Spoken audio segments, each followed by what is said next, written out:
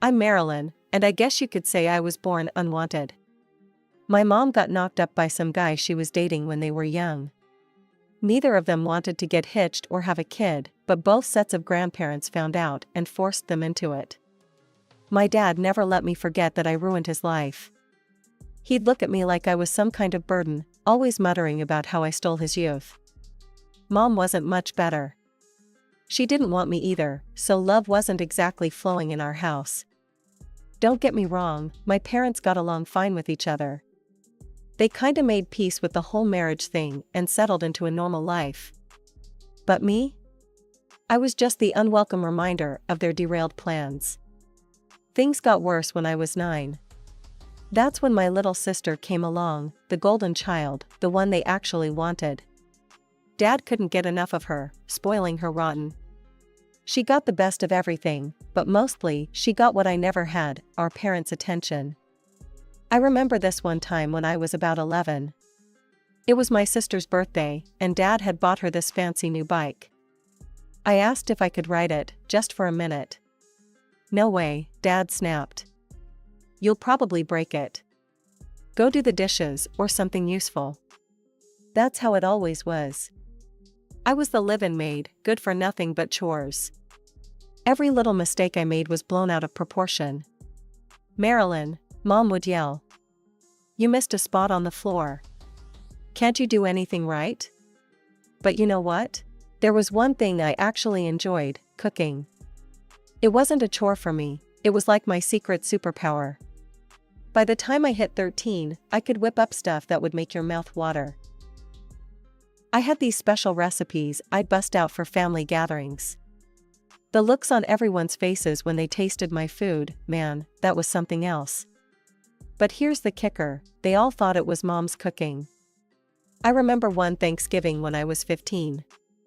I'd spent hours in the kitchen, perfecting this new pumpkin pie recipe. As everyone dug in, the compliments started flowing. Sarah, this pie is to die for, Uncle Jim exclaimed. I couldn't help myself. Actually, Mom cut me off with a sharp look. Yes, it's an old family recipe, she said smoothly. I bit my tongue and slunk back to the kitchen. That's when I decided, someday, I'd have my own restaurant. Someday, people would know my food, my name. After scraping through high school, I set my sights on culinary school. It was a pipe dream, really. I figured I'd have to work my ass off for years to save up enough. But then, out of nowhere, Dad dropped a bombshell. I'll pay for your school, he said, his face as cold as ever. But listen up, Marilyn, this is your inheritance. You get nothing else, you hear me? Everything else goes to your sister. I couldn't believe my ears. Sure, it wasn't exactly wrapped in love, but hell, I'd take it. This was my ticket out, my chance to make something of myself. I threw myself into my studies like a woman possessed. Every class, every lecture, every demo, I soaked it all up like a sponge. This was my shot, and I wasn't about to waste it. In the evenings, I landed a job at a restaurant near campus. It wasn't fancy, but it was a start. I remember the first time I suggested a tweak to one of their recipes. Hey, Bob, I said to the head chef, my heart pounding. What if we added a bit of rosemary to the chicken? He looked at me like I'd grown a second head, but he let me try it. Next thing you know, customers were raving about the new and improved dish. Graduation day came and went. I was on top of the world, diploma in hand, ready to conquer the culinary scene. Reality, though, had other plans. I ended up back in my hometown. The only place hiring was this tiny restaurant that could barely keep its doors open. Assistant chef, they called me. Glorified potato peeler was more like it. The pay was a joke. Rent? Forget about it. So, tail between my legs, I crawled back to my parents' house. You can stay, Mom said, her lips pinched like she'd tasted something sour. But you're buying your own food and cooking for all of us. Oh, and keep the place clean, will you? What choice did I have? I nodded, swallowing what was left of my pride. My sister, Sarah, thought this was the funniest thing ever. She was in high school now, full of attitude and entitlement. One night, as I was elbow deep in dishwater, Sarah sauntered into the kitchen. "Oh good, you're here," she said, smirking. "My room needs vacuuming." I took a deep breath. "Do it yourself, Sarah. I'm not your maid." She laughed, a sharp, mocking sound that set my teeth on edge. "Might as well be. It's all you're good for, right? I mean, if you were any good at cooking, you wouldn't be stuck here with us, would you?" Her words stung, because part of me feared she was right. Here I was, culinary school graduate, scrubbing pots in my parents' kitchen. But I refused to let her see how much she'd gotten to me. A couple of years dragged by, each day blending into the next in a monotonous blur of work, chores, and swallowed pride. Then came the day Sarah started high school. I thought maybe, just maybe, things might level out a bit. Boy, was I wrong. One sunny afternoon, I came home from my shift to find a shiny new car parked in our driveway. Sarah was bouncing around it like a kid on a sugar high. "Can you believe it?" she squealed. "It's all mine." I blinked, confused. "But, you don't even have your license yet." Dad appeared, puffing out his chest. "My princess deserves the best. She should have everything at once." And boy, did she ever. It wasn't just the car. Sarah's room got a complete makeover, top-of-the-line computer, fancy TV, the works. She strutted around with the latest iPhone, designer clothes, you name it. Meanwhile, I was still in my old room, with its peeling wallpaper and creaky bed frame. Then came Christmas. I'd scraped together what little I could to buy gifts. Lottery tickets, not the most personal, I know, but I thought it might be fun. A chance at a dream, you know? Christmas dinner was the usual affair, Sarah talking a mile a minute about her plans, Mom and Dad hanging on her every word. I waited for a lull in the conversation before pulling out my little gift bags.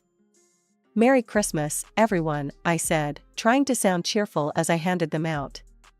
Dad opened his first. His face fell. "Lottery tickets? Really, Marilyn?" Mom barely glanced at hers. "Couldn't you have put in a little more effort?" Sarah just snorted. "God, how lame can you get?"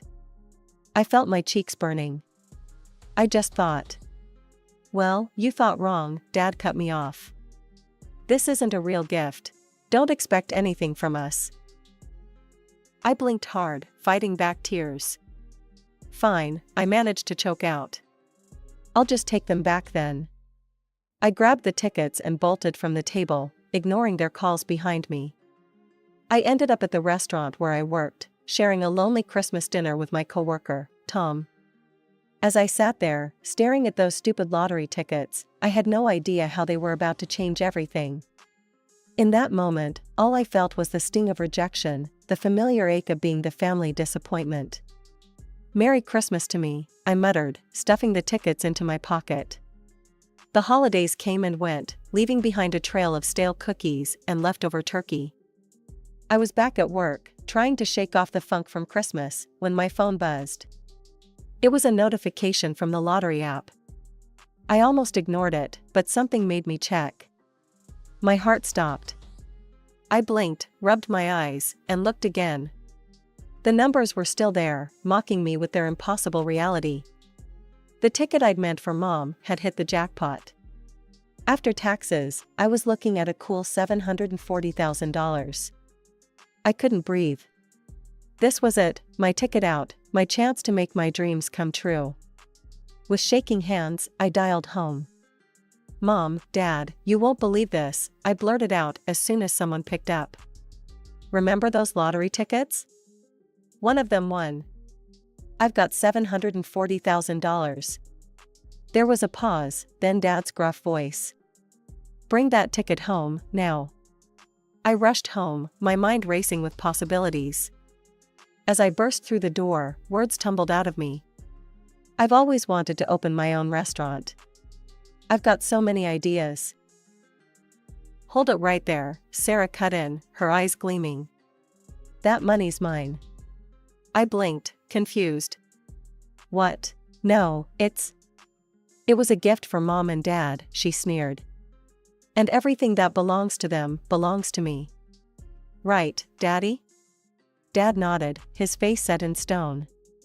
Hand over the ticket, Marilyn, now. I couldn't believe what I was hearing. But you refused these tickets yourself. Enough, Mom snapped. You ungrateful girl. After everything we've done for you. Done for me? I felt something snap inside me. Years of pent-up frustration came pouring out. You've never done anything for me. This is my chance, my ticket, and I'm keeping it. The silence that followed was deafening. Then Dad spoke, his voice cold as ice. Get out of this house, now.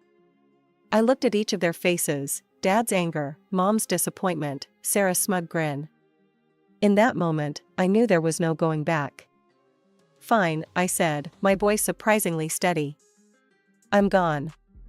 I packed a bag with shaking hands, grabbed my laptop, and walked out the door. They didn't try to stop me. I think they expected me to break down, to come crawling back begging forgiveness. They were wrong. I found a cheap motel and holed up there, my mind whirling. This was it, my big break. I wasn't about to waste it. First things first, I needed a real place to live. I scoured apartment listings, finally finding a tiny studio I could afford. It wasn't much, but it was mine. Then, I threw myself into planning. I practically lived at the library, researching everything I could about opening a restaurant. I watched countless YouTube videos from successful restaurateurs, taking notes until my hand cramped. I knew the business plan was crucial. One wrong move and I could lose everything. So I took my time, crafting each section carefully. Location analysis, menu planning, financial projections, I pored over every detail. Weeks turned into months. My phone stayed silent, no calls from my family. At first, it hurt. But as time passed, I realized the silence was a gift. For the first time in my life, I was free to focus on my dreams without their negativity dragging me down. With my business plan in hand and determination in my heart, I took the plunge. I found this little hole-in-the-wall place that had been sitting empty for ages. It wasn't much to look at, but I saw potential. I poured every ounce of energy, and a good chunk of my lottery winnings, into renovating that place. I scrubbed floors, painted walls, and haggled with suppliers.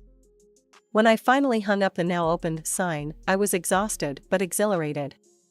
My menu was my pride and joy. Every dish was a piece of me, a reflection of my journey. And you know what? People loved it. Word spread fast, and soon we had lines out the door. I didn't stop there. I set up this loyalty program, punch cards, birthday specials, that sort of thing. People ate it up, pun intended. Then I got the idea to do deliveries. Let me tell you, figuring out the logistics of that was a nightmare, but it paid off big time. Social media became my new best friend.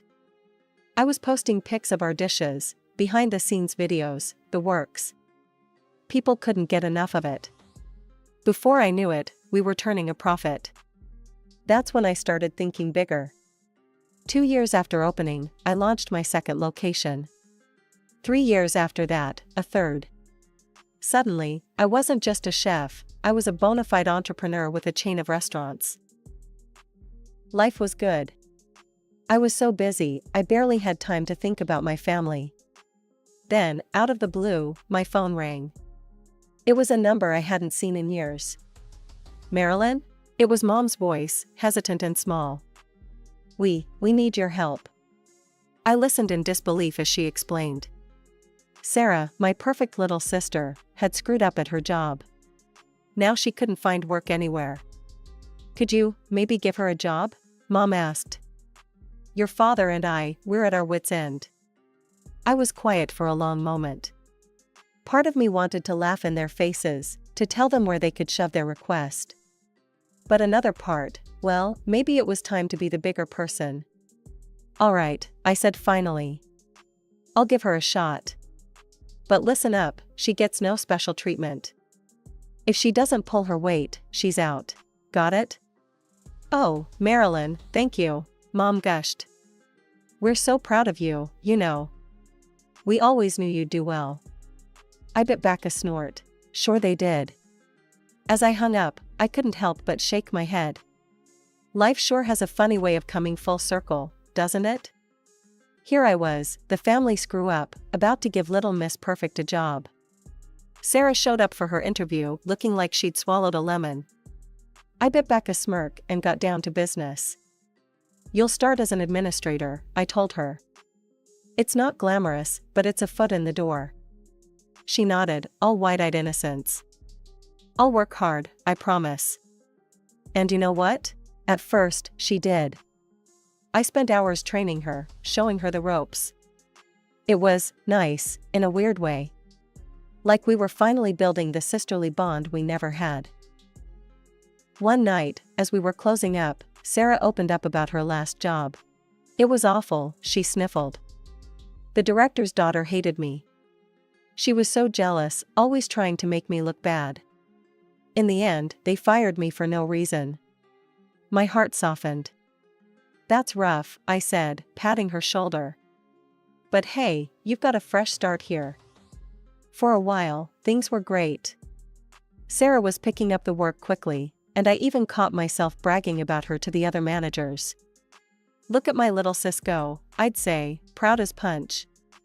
But then, things started to feel off. Little whispers here and there, odd looks from the staff. I tried to brush it off, but it nagged at me. Finally, my head chef, Marco, pulled me aside. Boss, we need to talk, he said, his face grim. It's about Sarah. My stomach dropped as he filled me in. Sarah had been stirring up trouble, telling the staff they were underpaid and overworked. She was pushing for strikes, sabotage, the works. And get this, Marco added, his voice low. She's been saying the restaurant should be hers. That you cheated her out of it somehow. I felt like I'd been punched in the gut. After everything I'd done for her, this is how she repaid me? I called a staff meeting, my heart racing. I need to know what's been going on, I said, looking each of them in the eye. And I need the truth. One by one, they spoke up. They told me about Sarah's whispered conversations, her attempts to turn them against me. But they also told me something that made my chest swell with pride. Not one of them had fallen for it. We know you, boss, my sous chef, Lisa said firmly. We know how hard you've worked for all this. We're not about to let anyone mess that up. I could have hugged them all right then and there. Instead, I took a deep breath and called Sarah into my office. She sauntered in, cool as you please. What's up, sis? Cut the act, I snapped. I know what you've been up to. Trying to turn my staff against me? Claiming the restaurant should be yours? For a second, fear flashed in her eyes. Then she shrugged, a smirk playing on her lips. Oh, that? I was just testing their loyalty. You should be thanking me. I stared at her, trying to figure out if she was telling the truth or not. But her face was blank, except for a humble smile. I sighed and let her out of the office. I decided to let Sarah's little stunt slide, chalking it up to sibling rivalry gone too far. But, as they say, you cannot escape fate. One morning, my accountant burst into my office, face pale as a ghost. We've got a problem, she said. There's a major shortage in the register. My stomach dropped. We're talking thousands of dollars here, not just some loose change. I trusted my staff implicitly, especially the 3 with register access. They'd been with me from the start, loyal to a fault. As I was racking my brain, Sarah sauntered in. I bet it's that chief administrator of yours, she said, examining her nails. Never trusted her. Something about her tone set off alarm bells. I nodded, thanked her for the input, and waited until she left. Then I made a decision I never thought I'd have to make. I installed hidden cameras. For days, I watched the footage like a hawk. Then, on a quiet Tuesday night, I saw it. Sarah, cool as you please, pocketing handfuls of cash from the register. I felt sick, angry, betrayed. But mostly, I felt done. The next day, I waited until the lunch rush. Sarah was at the register, all smiles for the customers. I picked up my phone and dialed. "Police, please," I said, loud enough for her to hear. The look on her face, shock, fear, then fury, I'll never forget it. "You scum," she screamed, sending plates crashing to the floor. "This should all be mine. I deserve to be rich, not you." The cops arrived, cuffing her as she ranted and raved. As they led her out, she spat in my direction. "You'll regret this, Marilyn. Just wait." I thought that was the end of it. I was wrong. Not an hour later, Mom and Dad came storming in. "How dare you?" Dad roared. "Your own sister." "Take back that statement," Mom demanded. "Pay her for the emotional distress you've caused." I couldn't believe my ears. "Are you kidding me?" I said. "She stole from me." I showed them the footage, thinking surely now they'd understand.